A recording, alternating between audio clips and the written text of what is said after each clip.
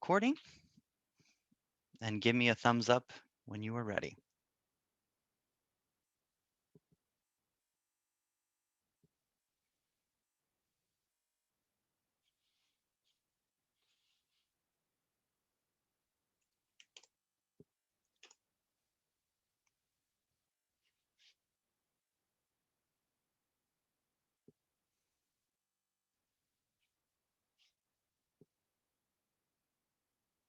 All right, we are good to go. Groovy. All On your right. cue. Thank you. Hello, everyone. My name is Spencer Andrew Taylor. I am a project and production coordinator for Variations Theater Company, and I am very happy to welcome you all to this fundamentally awesome collaboration between Variations Theater Company and the Pressure Players. We have a couple of notes just going in. Please be advised that there is a content warning. Some of the dialogue does discuss racism and overall violence. If you have any concerns or questions, please feel free to, obviously viewers' discretion is advised. For everybody in the Zoom, please make sure that your mic and your video stays off at the entire duration of the show. For the best viewing practices, I recommend putting it into gallery view, which is an option in your top right corner, and hiding non-video participants, which would be in the video settings at the bottom left. Furthermore, if you have any questions or concerns, anybody in the Zoom, you can contact me through Facebook at Spence Taylor Live, through Gmail at Spence Taylor Live, and also in the chat of this Zoom. I am here to facilitate. Going onward, I'm now going to hand it over to a representative from the Pressure Players. Thank you very much. And now introducing John Michael Rossi.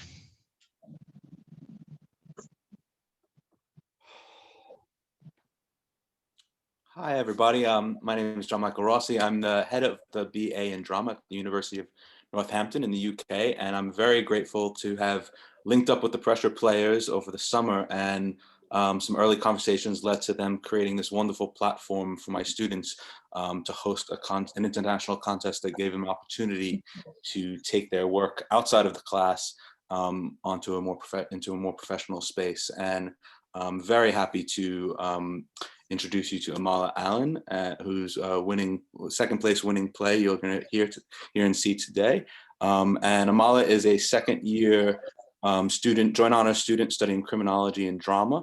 And she's a shining star of the program, a student that you just kind of look forward to coming into class and finding out what she's going to say, what she's going to ask.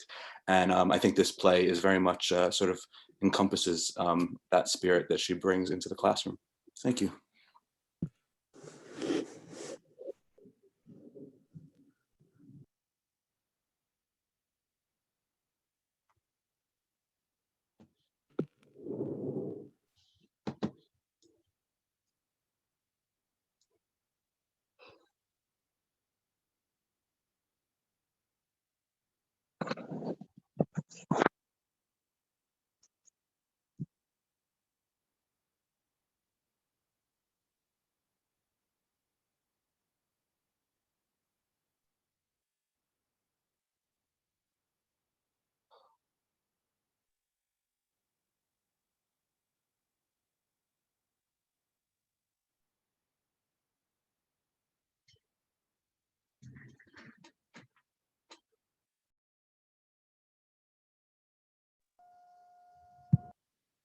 And hard start.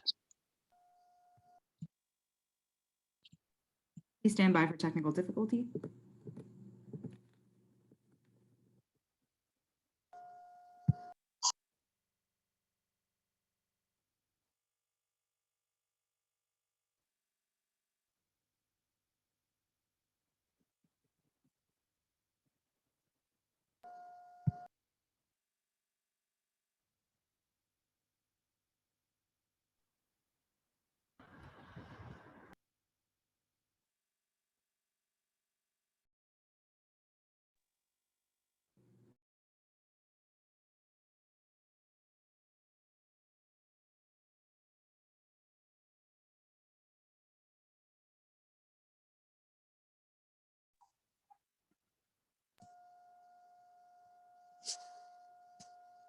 Hey Val, let me know when we are all.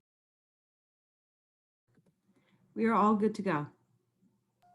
Okay, Sam, whenever you're ready.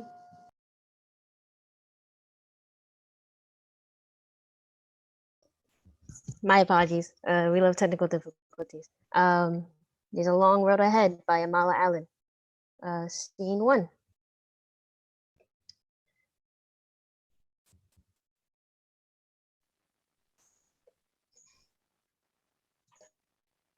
We were the pandemic before COVID-19.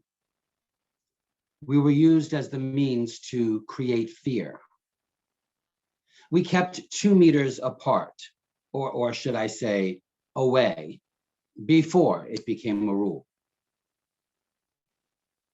Which do you fear most?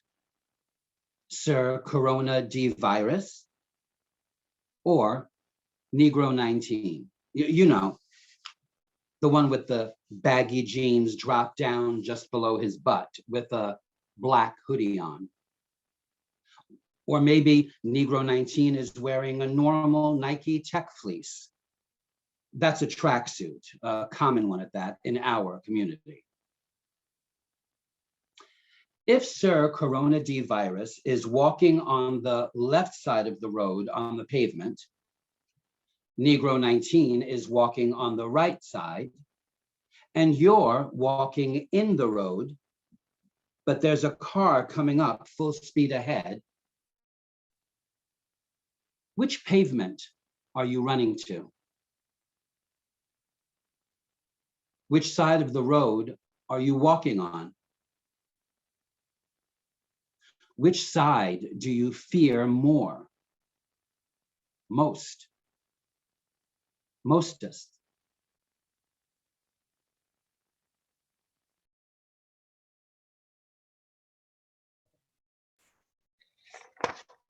Scene 2.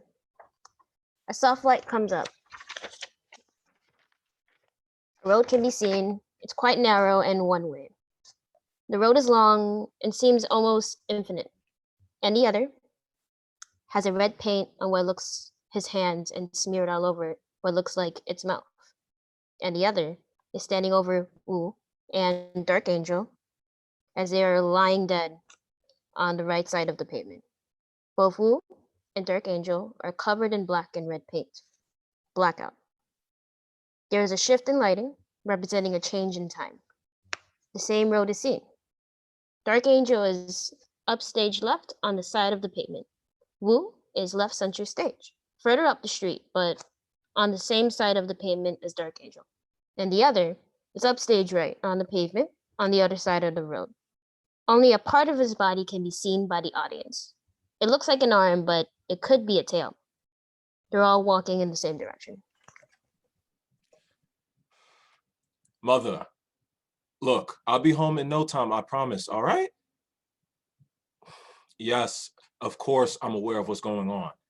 You think I want to be outside, huh? Let alone walking the streets at this time of night? No, I don't. But I don't have a choice. And as you know, the car's in the shop, and until it's fixed, you're gonna have to suck it up like me and get used to it.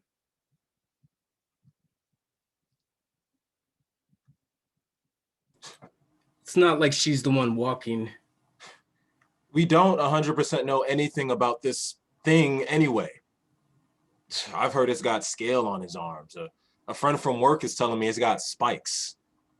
There's rumors that it growls and others that it roars, even some that say it screeches. Who knows which it is? I heard it's got 3 heads and massive fangs. Someone's telling me it's got 1 head with horns. We're all watching Channel 19 or C News, which means they haven't got a damn clue either. I mean, look. Will quickly decides to get off the pavement. His keys fall to the ground without him realizing. He crosses over diagonally, attempting to get further up the street. Cutting his phone call short, he continues. Look, I've got to go. There's one of them dark things behind me. I need to put my phone away. Yeah, I'm crossing to the other side of the road. I don't want to give it a reason to come over here.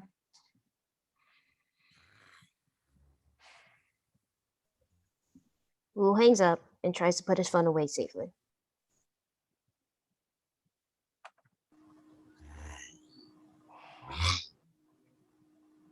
Wu has his foot up on the pavement. The sound causes him to freeze and then take a small step back. What the fuck was that? It sounds like it came from the pavement. It definitely came from the pavement. Didn't it? Did it come from ahead or from behind? It came from behind us. Didn't it?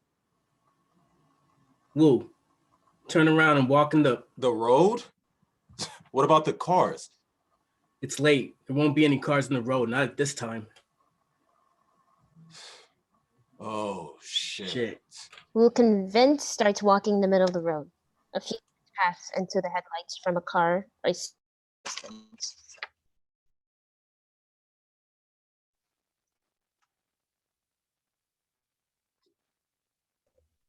Scene 3. We were the pandemic before COVID-19. We were used as the means to create fear. You kept 2 meters apart, or should I say away, before it became a rule.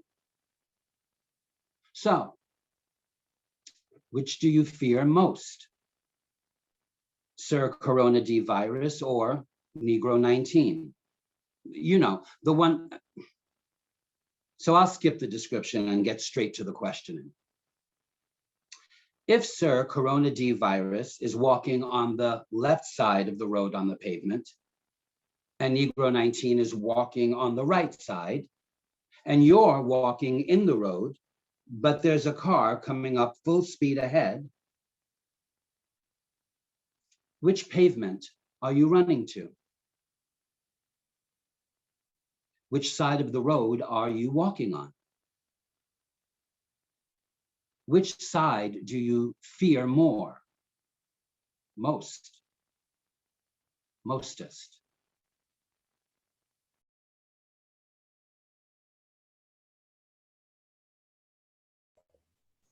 Scene 4. The soft lights return, indicating the future. Dark Angel is covered in red, black, and blue paint, lying dead on the pavement floor, with hurt and fear in his eyes. Wu, breathing heavily, is looking down at the figure from a distance with a heavy regret, not noticing andTheOther behind him. Blackout. The shift in lighting reoccurs, representing a change in time, the present. The same road is seen, but something has changed. The car coming up the road is a bit closer, and the headlights are slightly harsher and brighter. Wu is still in the middle of the road, but further up, closer to the audience than he was to start with. The same goes for andTheOther and Dark Angel on either sides of the pavement. You'd think with everything that's been going on, with this new unknown creature killing thousands of people everywhere and anywhere, that it would take some heat off of us and our kind, but I guess not. Of course not. They still don't want to walk with us, past us, or have us walk past them. They don't even want to walk on the same side of the street as us. Like him. You would prefer to walk in the middle of the road than walk on the same side of the street as you. They see us as demons or fallen angels banished from the heavens. To them, we will never belong. They associate the blackness of our wings with everything bad. We learn to hate the color of our wings, therefore we hate ourselves.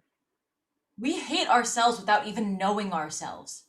We were stripped of our beauty and robbed of our history. So what is it that he fears? I don't know. Because I feel empty, naked even, like there's nothing there. Did you hear? Yes, of course I heard that. Okay, so pick up the pace. I guess that explains why he's still walking in the road even with that car coming up behind him. Look, it looks like he has a decision to make. That. Or me. Shouldn't be that hard. I'm sure his fear of the unknown is worse than the fear of you, right? Right. But maybe I should tuck away my wings. They are a bit, it might make him feel more comfortable and then it'll help him make his decision. Stop. You're doing it again.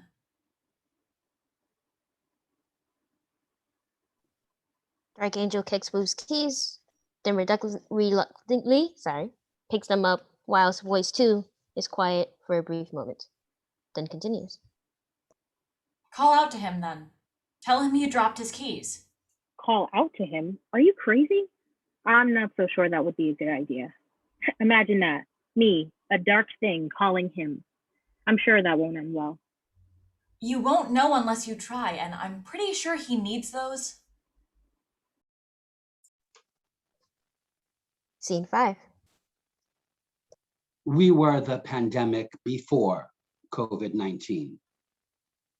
But which do you fear most? If Sir Corona D virus is walking on the left side of the road on the pavement, Negro 19 is walking on the right side, and you're walking in the road, but there's a car coming up full speed ahead, which pavement are you running to? Which side of the road are you walking on? Which side do you fear more? Mostest.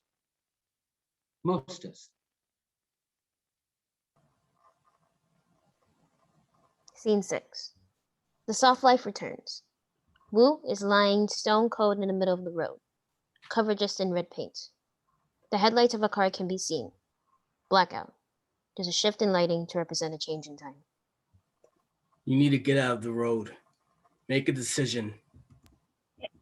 Excuse me. Is it calling you? No. Why would that thing be calling me? Louder. I don't think he can hear you. Excuse me. Is it calling you? Ignore it. I'm trying.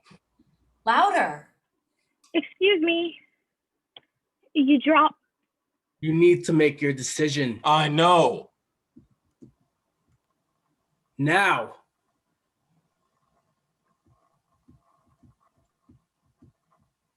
The road can barely be seen. Several sounds are heard, or maybe it's just one.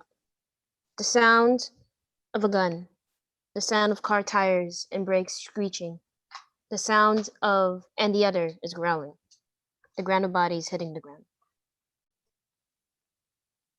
I hope you have your answer.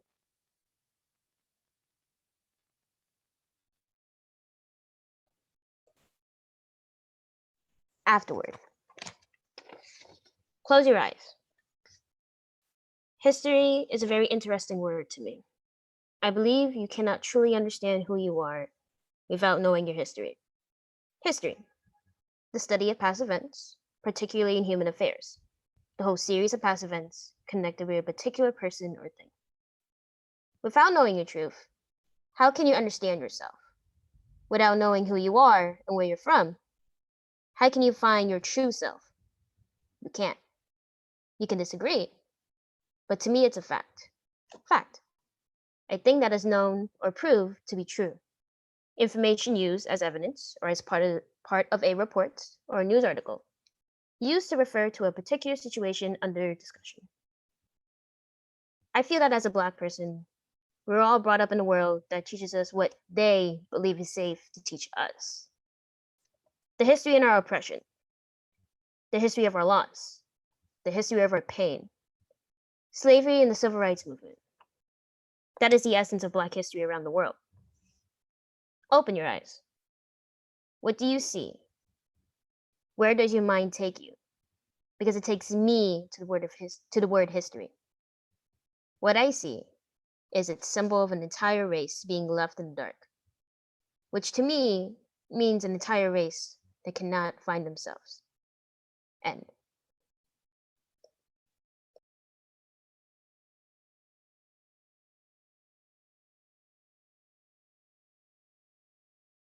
Woo! All right. I'm going to ask all our actors to please come back to camera. Slowly but surely. Slowly but surely. And then I believe we, the pressure players, are electing to leave it to Variations to moderate our talkback. But before we do, I'm going to come on screen in a different screen. Well done, everybody. Really well done. Amazing work. Great playing development that I wish we could put on a stage. I just realized you can't see me. We'll be putting this on a stage. Don't worry. We'll make it happen. Soon. Counting days. Counting days. Might have to do a quick switch.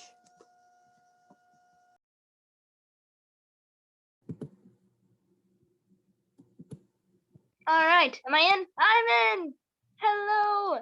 Can everybody see and hear me? Question mark. Anyone? Can someone not see and hear me? Is that happening? I Right. see you, I hear you, you're good. Thank you so much. Okay.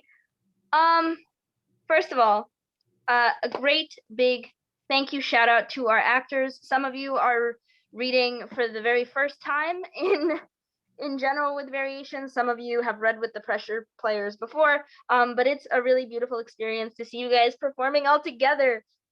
It is our great privilege on behalf of the pressure players to have worked with variations on this collaboration and the drama department at the University of Northampton.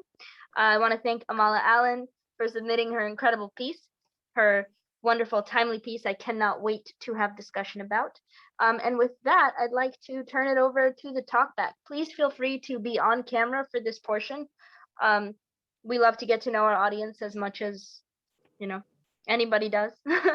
So let us know what you thought and such and such. There's a certain format we'll be following for the moderation of this talk. Spence? Hello, everyone. Incredible job by all performers and well written. Thank you so much for sharing this incredible work. I love it. So to start off this talk back, I definitely want to see the work in progress as a review, and I want to see what kind of process as the writer and then as you as characters in this show felt about reading this powerful piece. So let's start with Amala. So we were talking a little bit before about your process, and I definitely want to retouch on what we had previously discussed about what was going through your mind, what you tried to incorporate into the work. Okay, so like I said before, basically it's a play about the pandemic, COVID-19, and the Black Lives Matter movement. So at first, I didn't know what to write about. I had a feeling it was gonna be something about this, just because like it's important to me, and I feel like passion is very important to me. Like if I'm passionate about something, that's kind of where my best work comes out. But this whole outbreak of COVID-19 is modern. I feel like sometimes it's good to talk about what's happening now, but it's also interesting that we still have to kind of talk about history in order to talk about now. And I feel like that was really important. I was quite stuck. The part that the voice reads, I wrote that just randomly after reading a play that I wrote, and I was feeling very inspired, and that came out, and I loved it so much that I kept it in. Like the whole which side of the pavement do you choose, where do you run to, and that's kind of where I started to build the play. I said, why not center it around a decision that needs to be made by the characters, by the readers, by the audience. So then that's what I started to do. I started to kind of pick things apart. We were set like numerous tasks every week, basically. And one task was choose a picture and write about, basically write about how it links to your play. And I chose a Black image, like literally like, and that was the picture that I chose. And then I started thinking, ooh, what does this make me think of? And that's where the last bit comes, the afterward, that's where that comes from. Because I feel like as a Black person, my history is kind of what I'm told. Unless I go out and look for it, I can't find it. So I started incorporating all of that into the play, and that's kind of how I got here. Fantastic. Fantastic. All right. So then let's get into the actor's work. Feelings and thoughts as you were going through the script and as you were I mean, naturally, as an actor, it takes experience. It takes the personal history of each person, and that's what adds individual characterization to scripts, and that's what makes certain people's performances so powerful. So please, let's go. Let's start with Wu, Mr. Mitchell, and let's discuss your process and how you felt through the reading of this incredible work. Not to be that dude, Spencer, but could we maybe start with someone else? I mean, we heard me and Amala talk for like we 15 sure minutes. can. I'm glad to go whenever, but like, let's maybe start with someone else. I'll come back. Oh, totally. Jay, those were some mighty powerful monologues and thoughts. So as a character, I want to hear your thought process through this. I don't know that I had a thought process for this. I can tell you that some of the words were a little difficult for me. This is something that actually, as a lot of us do, I kind of live with this every day.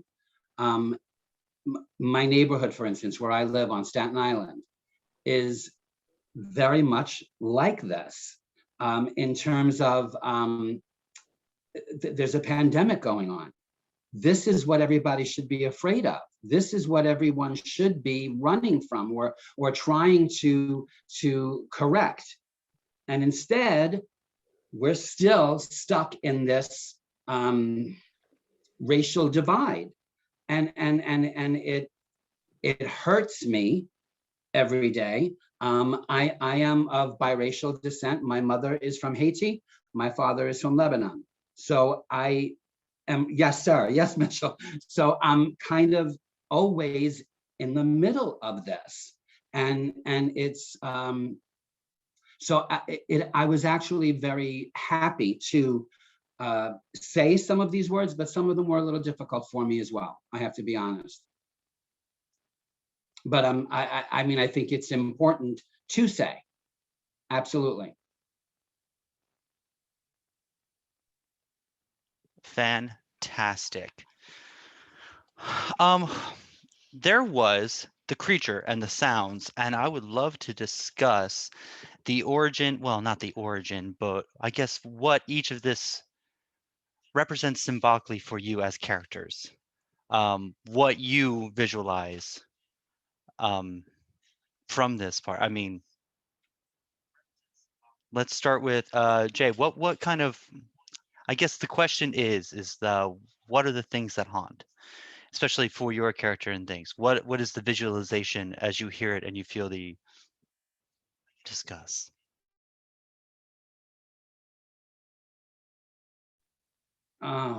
Me again? Golly.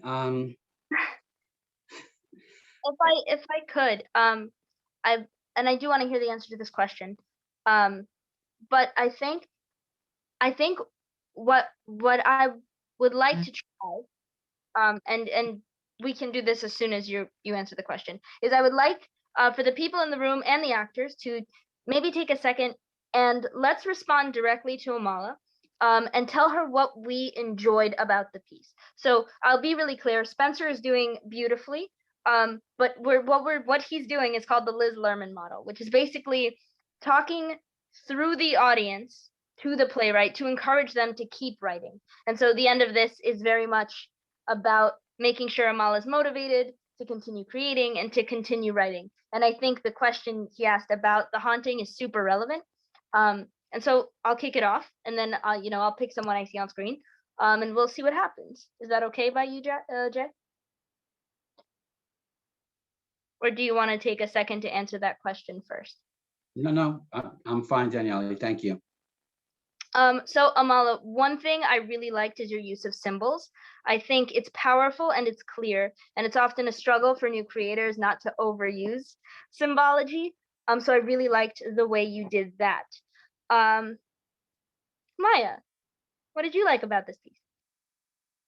I just remember when I was first reading it, when Danielle had sent it to me, how blown away I was by it.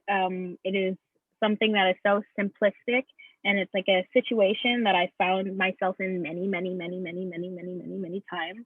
Like Jay, I'm also biracial. I'm half Asian and half just plain white American. I don't know. So I'm like always in this weird in between, like Jay is, right, where we're like kind of, I don't know, just people don't know about us, and then it's almost like they're like, oh, like I don't know, I guess I have to be, I have to steer clear because this is just I can't put my finger on what's going on with this person. Like, am I safe around this person or not? I have no idea. And so I found myself in this exact situation multiple times where I've seen people walk and cross the other side of the street when I walk past, and then it's just like very frustrating, And I really appreciate how you took just like a simple moment, like a simple picture, like you were saying, and just developed this whole idea and concept around it. And I just think that was just like so beautiful and so smart, because I would have never like imagined it as a play, but now that I've seen it as a play, I can't see it any other way. You know what I mean? So I think it's just awesome. Yeah. Great. And Mayah, feel free to, as you pass, if you see somebody in the audience, or guys, if you're a member of the audience, you don't have to raise your hand. Zoom is really good at like shifting the box of who talks, so we'll know. Does anybody, go ahead, Mayah, if you want to pick someone, or if anybody from the audience wants to say what spoke to them about this piece. Yeah, I guess I'll be interested to know what Chris thought about it.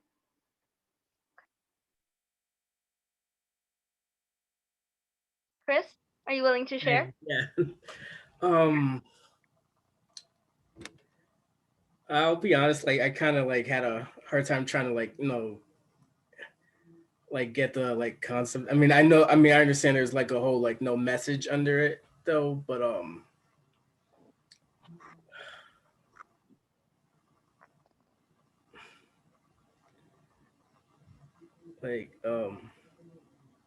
yeah, I gotta like kind of like think about this for a little bit, if it's fine. This is definitely a play we process. So I'd love to hear more, but I can't see anyone because I'm on my phone. So May please, I say yes, something? Because that's the thing. What I like and I love about this piece is it makes you think. Because when I first read it myself, and we were we were like deciding which scripts. Also, hi, I am part of the Pressure Players. I am the executive director. So as we were judging it, and we were reading the scripts, and I was reading this one, it made me think, and that's what I liked about this piece. I enjoy, again, it's a personal thing, but I enjoy stories that really make you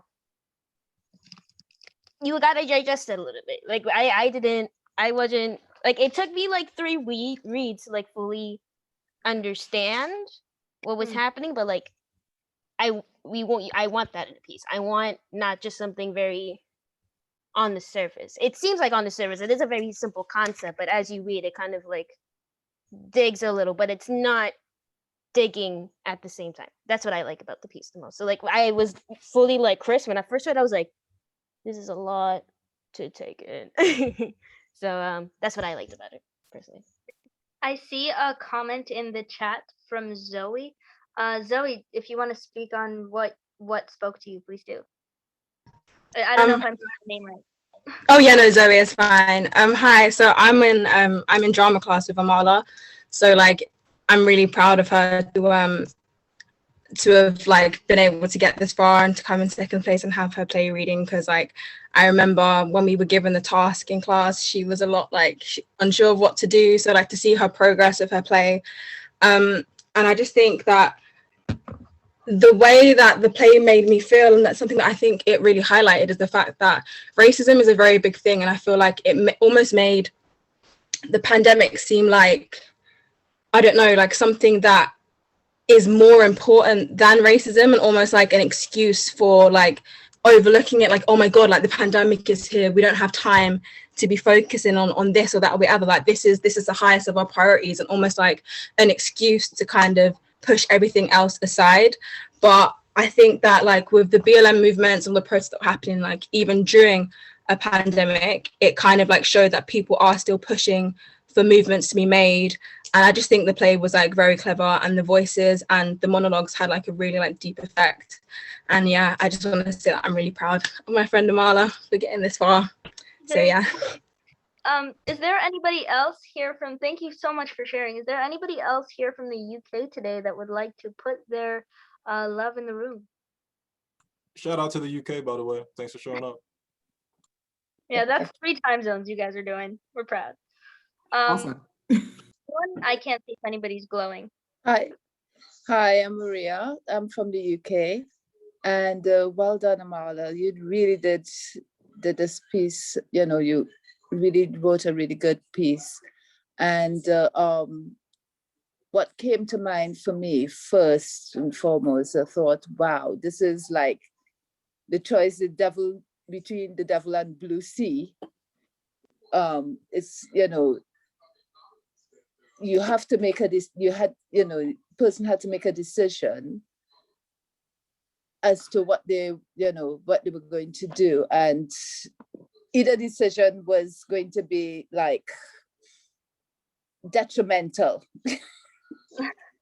I'm not so much of a person who's like into plays and thing, but yeah, I definitely was. It definitely resonated with me. So well done. Really enjoyed it.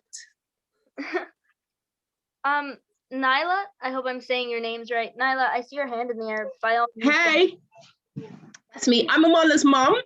So I just so I just want to say always extremely proud of my baby girl, my firstborn. So just well done and keep on doing what you're doing.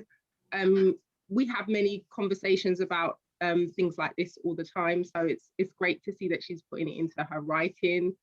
Yeah, and thank you guys for choosing her piece. She didn't get first place, but second place. She knows that it just means there's room for improvement, and she's always pushing. So thank you guys for your casting and acting or readings. Yeah, and well done, my baby girl. And thank you to everyone that's joined, family and friends and work colleagues on our side. So, where are the embarrassing baby pictures? Yeah, but her siblings are here. Oh, okay, that works too. What's up, y'all? Yes. Thank you. Amala's younger brother. I'm gonna say thank you for helping me.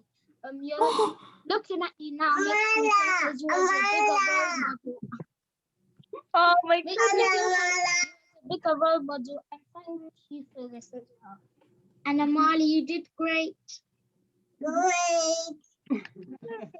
Oh, that's so cute. Okay, my chest. Oh God, I can't take it. So cute. Okay, guys, thank you so much. So now Amala knows what works in the play, and we're gonna move on to the next step, which is actually giving the mic to Amala.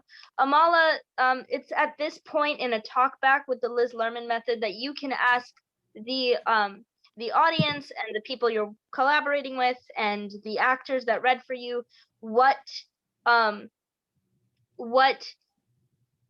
questions you might have about this work or about work like this for your future writing reference. Does that make sense?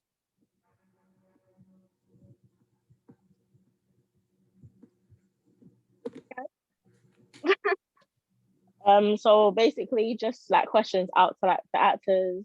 Well, if you happen to have any questions about the script, we just want to create space for you to ask, because it's your words. They're, if there's anything you're wondering about that you want a response on, this is the time. I'm kind of interested in the casting process, because I feel like everybody always has a different interpretation of everything and anything, and obviously that was expected of my play. So I kind of want to know what made you choose these particular people for these particular roles. Is it the way you read them, or I'm just interested in general. Absolutely. Okay, so in casting this work, I think it was clear to everybody that the entire cast needed to consist of people of color. And it does, and we're very happy that it does. But beyond that, I think who we have in the room, for the most part, are people we've previously worked with that have displayed an insane range of talent. that just keep coming back. That it was less about like thinking. I want to say it was less about like fitting the part, and it was more about giving the part to people who could play with it. Does that make sense? Like I trust these people to constantly play with work. Yeah. But I mean, this collection of actors is not the collection of actors that like learns it one way and says it that way. If they were to do this whole reading again, it would be a different play. And it's interesting when I'm sorry, I'm gonna hop in. It's interesting when like you're casting something like this where you know, we're all obviously, given the circumstances, we're all not in the same room at the same time. So you kind of have to go with the gut feeling of like, okay, who do we know that we've worked with who would fit kind of this voice? So that's always an interesting process when you're casting anything really, and especially over Zoom, where this is a new medium that probably theater is going to be using for, unfortunately, quite a while.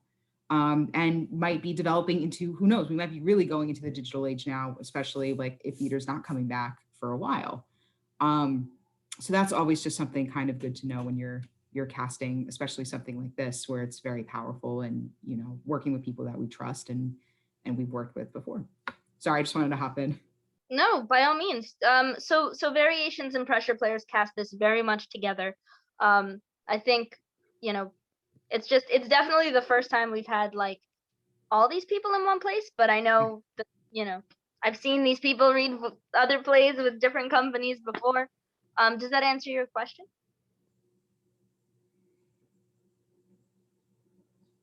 Amala? Yeah, it does. Sorry, I muted myself. Are there other questions?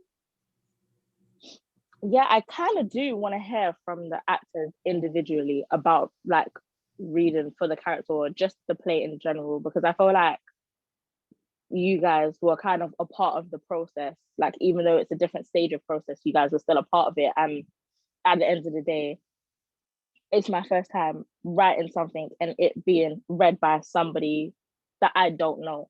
So any feedback would be nice. Positive, negative, be nice, you know, but I still want to hear it because I feel like, why not? Do you get what I mean? So yeah. I could go if you don't mind, Amala. We was talking earlier. We good, we cool, you know I knew it was gonna be you first, but go on. Well, it's just it was a very interesting process because we've been having to put these together like really quickly, you know. So there isn't as much preparation as we would like. People have been busy, and we don't necessarily all get together and read. But well, I personally feel from how we read, we're all, you know, relatively professional enough to get it done regardless. So in terms of like the actual process with your work, so I obviously have to read it first. Then we have to build some sort of characterization to get something in front of, you know, this screen or on stage. If we were to do it, please do it on stage. This would work tremendously well, I feel, on stage. The truth is, Amala, and well, I'll be constructive anything. When I first read the play, I wasn't actually sure how I felt about it. You know, honest truth, I was reading through it and, you know, I saw the COVID thing and then I saw Negro 19. Negro 19 specifically, I was like, Negro? Haven't heard that in a while. But then I saw kind of what you did and I continued to read it. So I read it all the way through and I was like, oh my God, there's so much going on. And then I read it again and I read Wu, I read him out loud. And I was like, okay, I'm starting to feel what she's going for as I, the actor, kind of become the character, you know what I mean? Overall, me personally, the only thing I think I could really say to you is that I think I just wish it was a little bit longer. Maybe way longer, I don't actually know yet, but there's a lot that you're playing with here, you know what I mean? The question we had about the other, I feel like the other is a very important theme that you have in the work right now. You know what I mean? For Wu, I think the question was asked. For Wu, I'm not entirely sure about how I feel about the other, but I know it's just that unknown kind of growling at me, kind of going, I'm here, whether you like it or not. I know you choose to ignore me, but you stepped over into my territory and now you're gonna hear me regardless whether you want to or not. It's how I personally feel about it. Whether that's the case, I don't actually know. I would have liked more in terms of the other. You know what I mean? Because the other means a lot. All these characters mean a lot. So the only real thing I could really tell you in terms of feedback is I wish there was a little bit more for me to build up from, if that makes sense. You know what I mean? Yeah. I mean, my job wasn't really too difficult as per se. You know what I mean? I feel like the audience is kind of supposed to relate to him. And in that sense, he's kind of the easier character because there's the voice in his head, which is a separate thing. There's the dark angel, which is now an entire separate experience. And then the voice in her head, or his, but hers, Mayah. And, you know, so Wu kind of had a simpler job. But now that we did it all together, and, you know, for the record, having Jay as the voice, that like arc that you have, that line going through the entire time is amazing. And now I really got the sense of the flow of the piece. But without reading it out loud and having done it together, I wouldn't have caught it. So I wasn't able to get all that from the writing. So the only thing I would really say to you in terms of like constructive feedback is, mind you, it was a difficult task and you still got it done. So like, kudos to you for real. Difficult task, you still got it done. And like, I do know I want more, but like, because the voice was there, now I was able to get the sense of the story as things flowed, but I kind of need more in terms of what these pieces actually mean, how they're interacting together. Or I guess it's more fair to say, I just wish I had more. Yeah. As an actor, we always want to speak a lot, you know what I'm saying? You know what I mean? I'm just playing. But like, it's a very, very, very interesting story you're telling, and perhaps flesh it out more, see what you can build off with this, if that makes sense. Yeah, I just want to add for the Negro 19 and Sir Corona D virus. Please. Just to like clarify, when the voice speaks, so Jay, that is to the audience. That's interactive. So the voice is in the audience, sitting in the audience, and he or she would be moving around and speaking directly to someone, or like someone to the left. I don't know if you've seen the stage directions, but it's someone to the left or the right, and reading to them, like, because the audience need to think. That's what the play is about, thinking. So there's a lot to unpick, there's a lot to unpack, like, but it's about thinking and understanding. So what I've done is created Negro 19, which is obviously a play off of COVID-19. We were the pandemic before COVID-19, hence Negro 19. Mm-hmm. Sir Corona D virus, Corona the virus, D virus. I've just given him a title, making the pandemic a person and making Negro 19 the pandemic. What I've done is swap the roles. That's what I've done. And yeah, just to clarify that.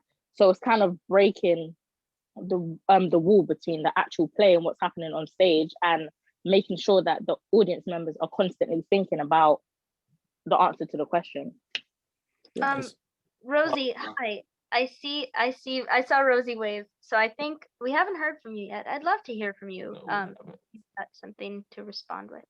Yeah, I totally agree. I would love to see maybe not a full length play, but up to like a one act. Because reading this was like getting slapped in the face. Like so much happened. It like is so powerful, but it's done in the blink of an eye. And I know I'm biased having done voice too, but scene 4 specifically has all these moments that were so specific and yet so universal. Like I'm mixed as well. I'm half Puerto Rican. I'm never going to understand the Black experience in a lot of ways, but those moments of don't hide your wings, don't hide yourself to make this person comfortable, or like they took our history, what are they scared of? Like those are things that like I think are relatable to POC across the board, and I would love to have gotten the chance to dig into that more, because that like a lot of the singular lines in that scene just are like stick with me and are like super emotional and yeah, powerful. And I would love to see you dive further with that stuff, because it's so clever, and you've gotten so many important moments in there. I just would love more of it. Thank you.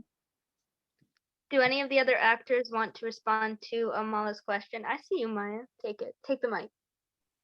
I just wanted to say that, Amala, you need to just be really, really proud of yourself that you made a piece of art and that you got it out there. You decided to submit it, and then you decided to go through with it when you got chosen as second place, and you were like, yes, I want people to read, and yes, I want people to see it, because all of those steps are only going to make you more amazing and more well known. And I just think everybody needs to read this play because it is very, very wonderful. You should just be absolutely proud of yourself. Give yourself a pat on the back for just sitting in your room and deciding to write. You know, it's been such a tough time for everybody with the pandemic and everything, just really getting down on us, especially I feel like with our theater community, like finding art in such a dark time and just like being able to push yourself past the depression of like, oh, everything that I love is canceled. You know what I mean? It's just like, it's just this amazing thing that you decided to just, you know, be like, I'm just gonna decide to write something, even though it's crazy outside of the house, you know? So you just need to be super proud of yourself with that. In terms of like criticism or whatever, I agree with everybody else. I just really want it to be longer because I just love it so much.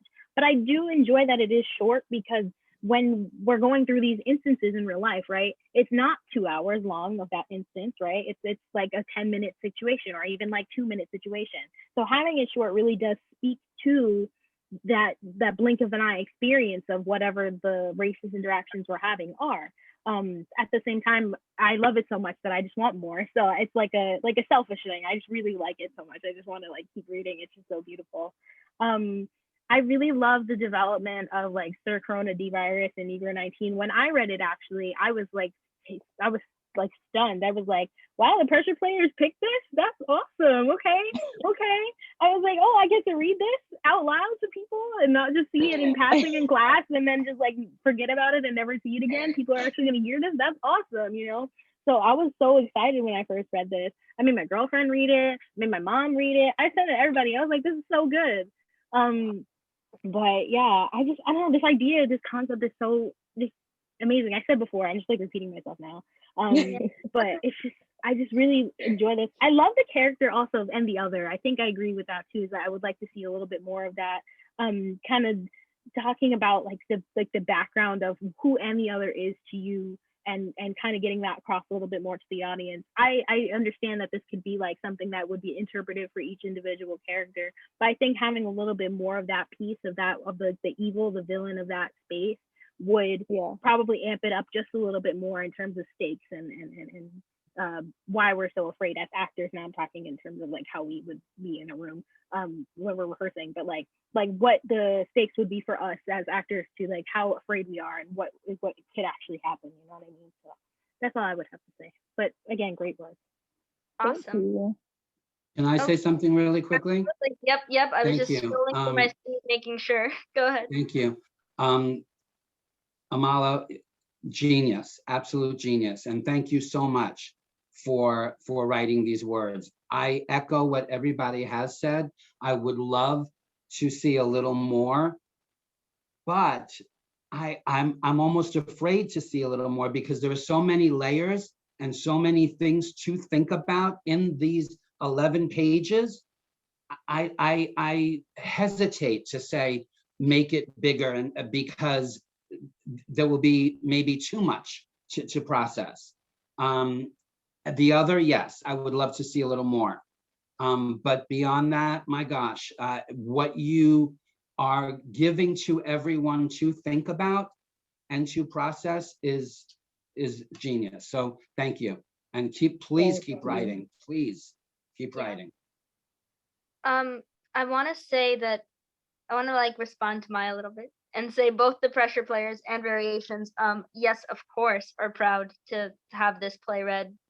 It is amazing on its own, and it is our literal privilege to be reading it, especially across an ocean.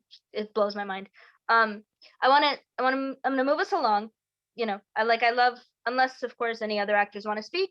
And before I go into neutral questions, I see Tom's hand is up. Tom, you are all good to go as soon as I tell everybody what a neutral question is. So what's a neutral question? A neutral question is a question without an opinion, right? So not, if let's say this was a show that we had seen that had lighting, right? We wouldn't ask something like, why is the lighting so dark? We would ask something like, okay, what guided your design of the lighting, right? A little bit of a different vibe. The goal of a neutral question is definitely to have the artist, in this case, Amala, the playwright, really focus on, you know, what might have confused an audience or an actor, or what might just be interesting to like think through in the future. Does that make sense to everybody? Thumbs up? Thumbs up? Awesome. I love a lot of thumbs. Go ahead, Tom. Hi, everybody. I'm Tom. I've been working with the Pressure Players now for a very long time. And I just wanted to say that I really loved the concept in your show about the fact that your decisions matter, that every decision that you make has an equal and opposite effect. And I think that that was very driven home by what you wrote. And the concept of the adversary, you know, is something that's so ingrained into the mind of every person that, you know, that was the thing that kind of drew you in and made you invested in what was going on with the characters. And then you realized that through seeing these characters that your decisions matter, your decisions have an effect on others, and you have to be conscious of those decisions. So that's just what I wanted to say, and I loved the entire show. Thank you so much. Thank you. Thank you, Tom. Okay, does anyone, if no one has a neutral question to kick off with, I have one. Does anyone want to jumpstart before I do? I have a question. Love that. Take it. Okay. Just out of curiosity, because I did read the stage directions about the afterword. How did you envision that on stage? Out of curiosity. Okay, so this went through multiple different developments. Some influenced by JM himself. But so in the beginning, it was at the start. So before the play began, and that's where it would be, and I moved it to the end. But like it says, I think it says it in the play, like you will hear these words before or after the play ends.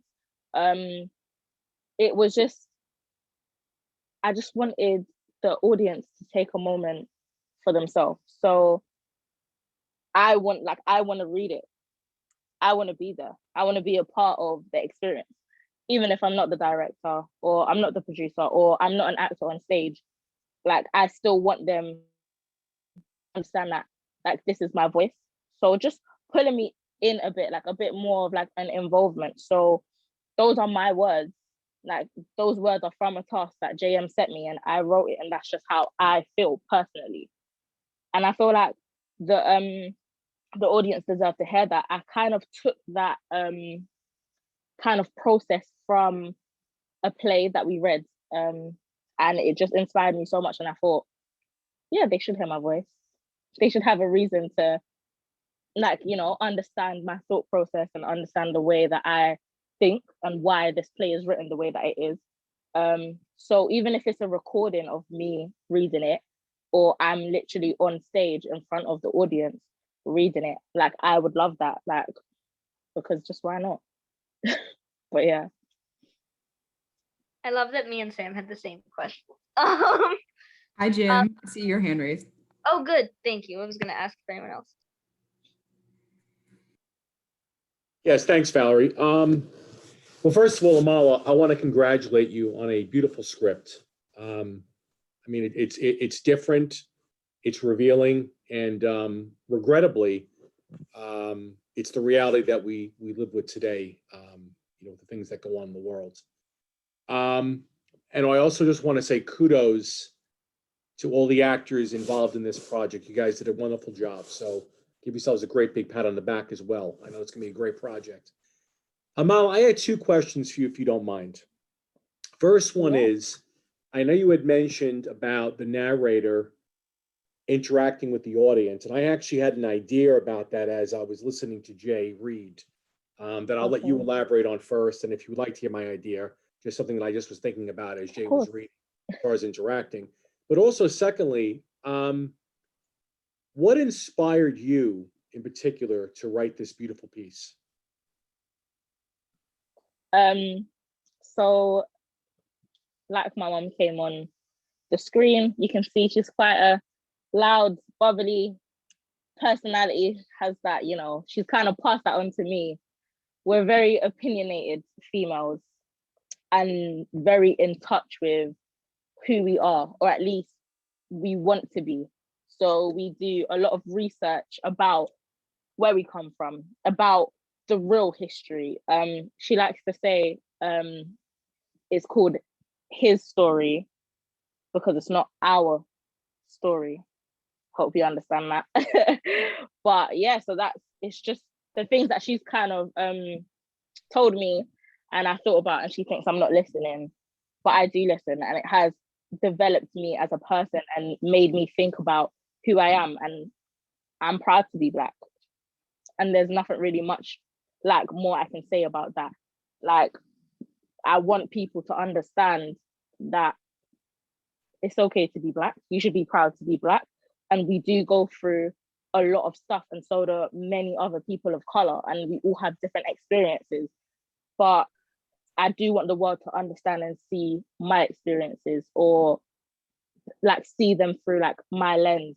Why not share that? And that's what's going on here. Like, I was very irritated with everything that happened with George Floyd.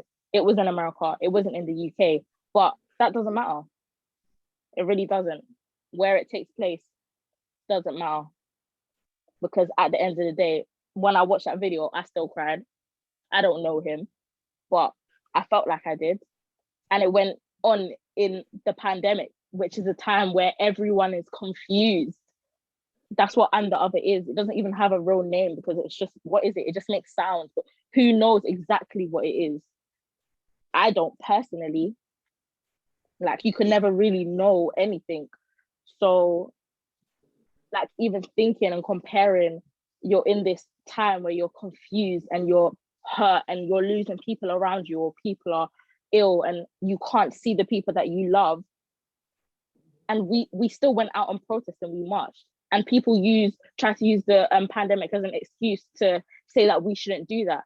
And the fact that we even did when we were still fearing for our life during that pandemic should show you how important this is to us as a people.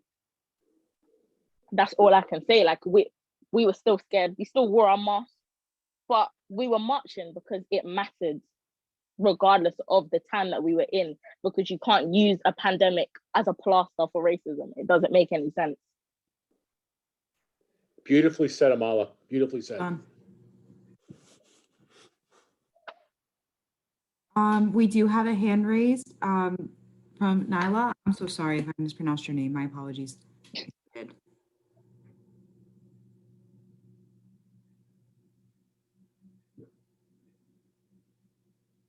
Hi. I didn't raise my hand, but sorry. no, but it's fine. I don't mind. Mom, like I it's said- still raised. You have to unraise it. Yeah. Oh, there you go. There we go. No, Papa, don't press it.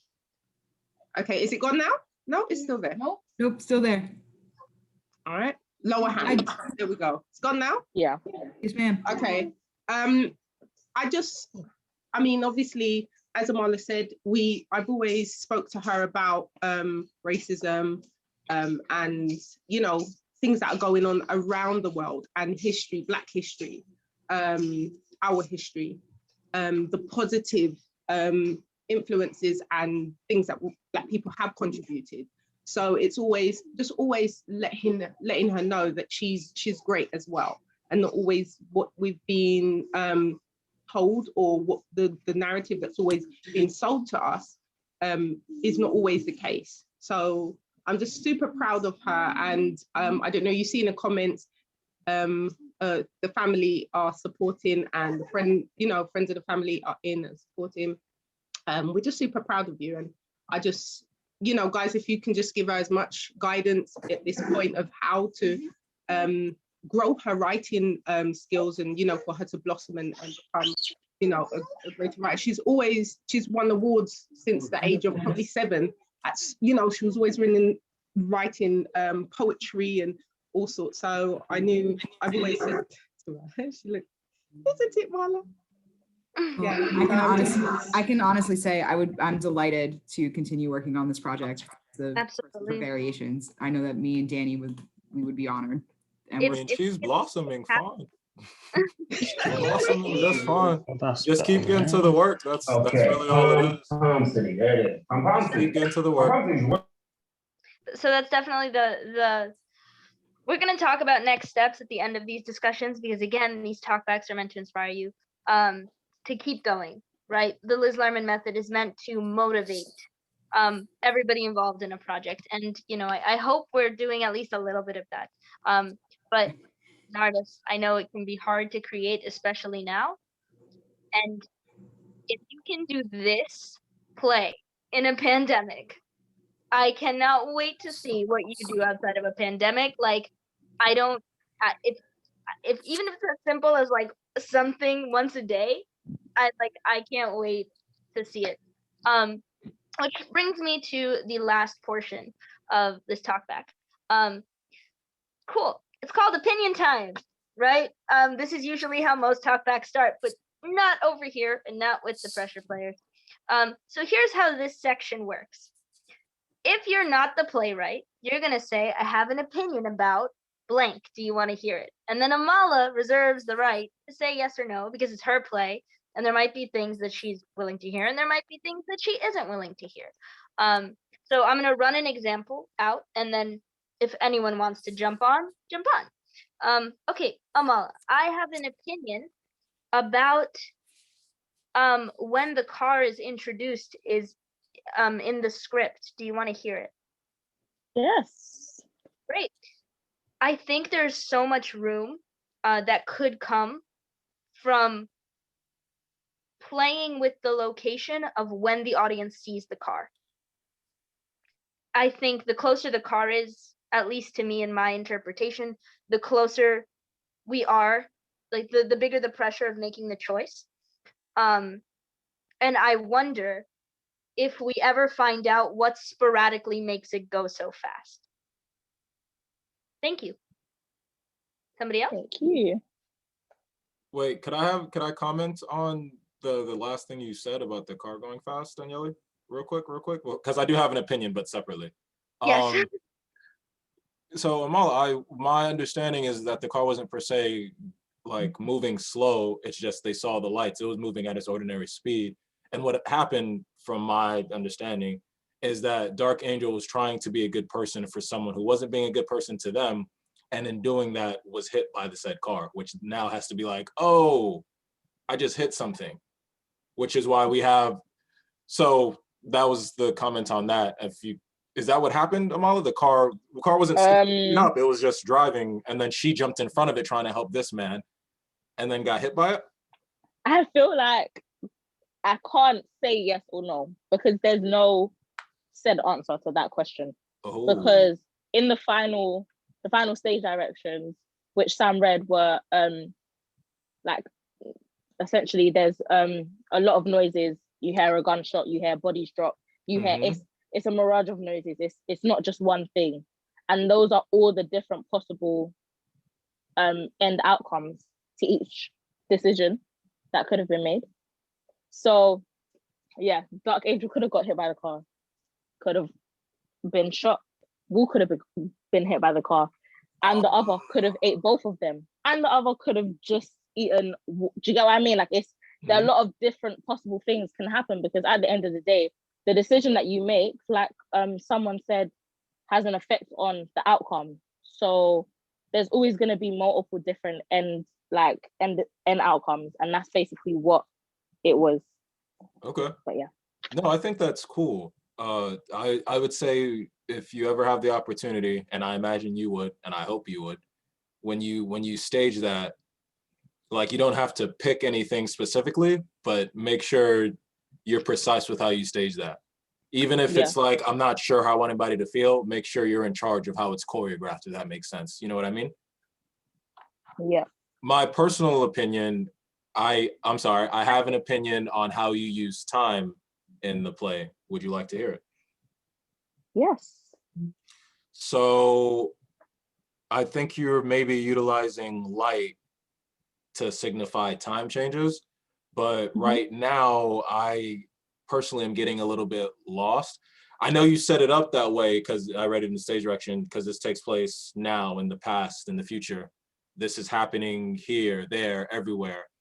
But in terms of how the story was flowing for what was happening to the characters, I couldn't keep up with the chain of events as well as I would like to, if that makes sense. Does that make sense?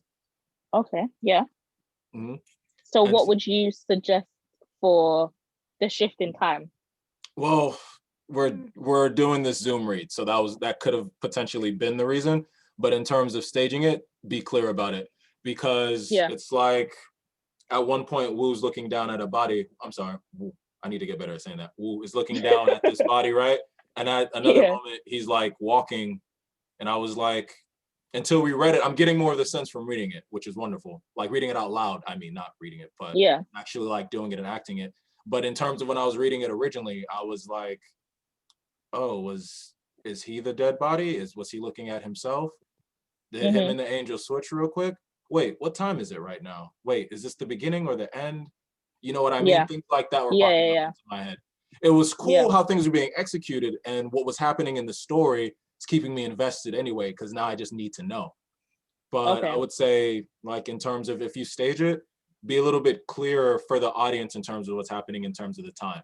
You don't really have to change anything else because the story itself already flows well and the message is already there. But like if you want to utilize the light for, oh, I'm sorry, go ahead. No. I was just gonna say I was very stuck with how to portray the differences in time. Because it's in the stage directions that like they're quite chunky or very descriptive. When it's somebody lying on the floor, that is a different time. That is the end of the play or a possible ending of the play. And then when it says there's a shift in lighting, that's when it goes back to now, as in what is happening. But I like the fact that you were a bit confused, because at the end of the day, it wasn't something that I was 100% confident in, or not confident in, but it was something that needed improvement. And I did ask JM about it, but JM quite liked the I think it's a soft light returns or something. So it was quite poetic. I can't remember exactly the word. So this is JM's fault? You could just blame him. You could just blame him. Go ahead. Dang, JM, she needed you, dog. But I was like, yeah, why not? Like the light, like No, I think it's a wonderful aspect of the play that you're working with. I would just say for me, I was struggling to keep up. Maybe that's on me, but I would say in terms of feedback, like if you have something there, maybe tweak and see what more you can get out of it, if that makes sense. Yep. But yeah, that was all I had to say. Otherwise, like, yeah, I felt everything flows pretty well between them interacting and then the story itself. Thank you. Amala, I had a question. Oh, I'm sorry, Mitchell. Continue. No, you're good. No, you're good, brother. Go right ahead. Amala, I had a question about the narrator, if you wouldn't mind hearing it. Yeah, go on.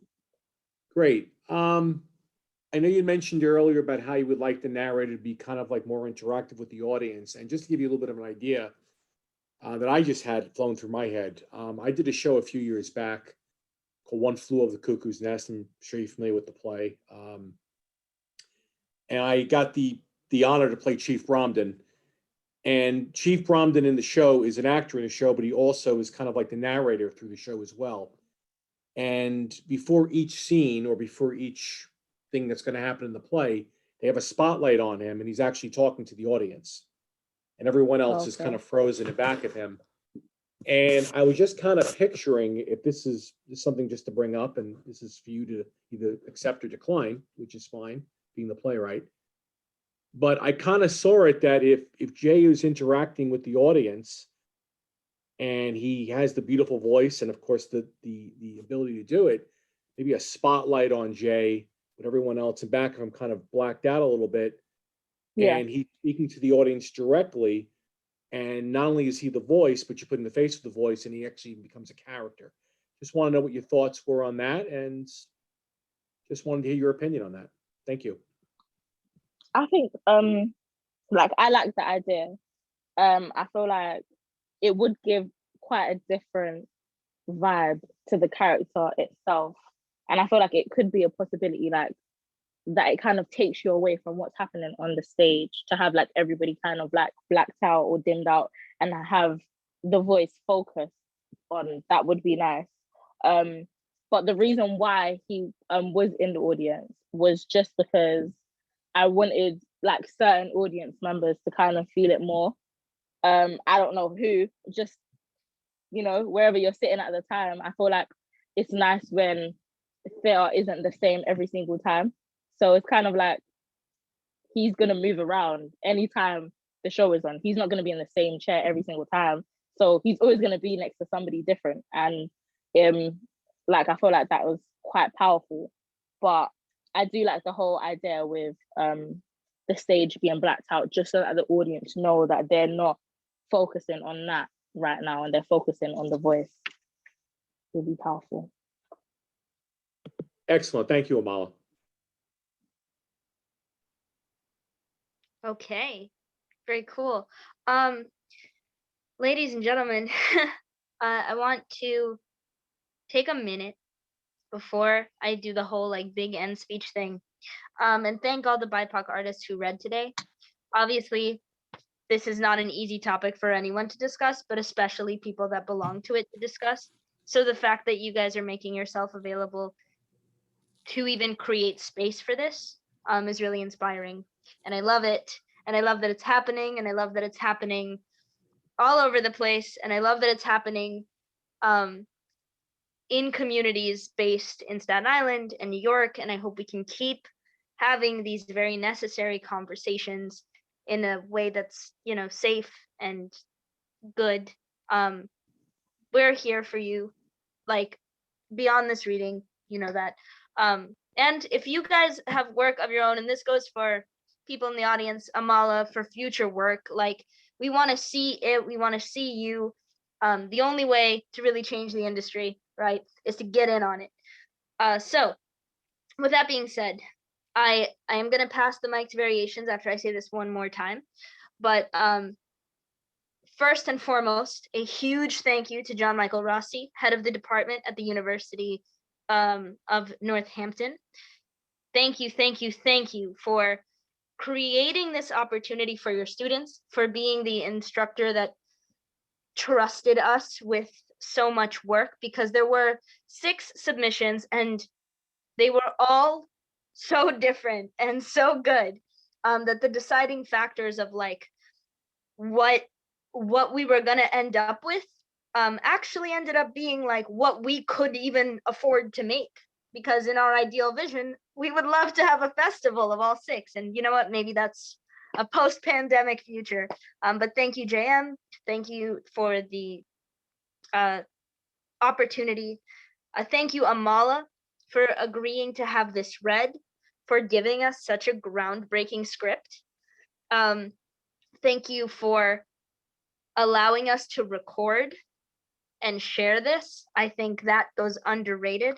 And thank you to all our artists, Variations, Pressure Players, Local. Tam was here before. She's from Australia.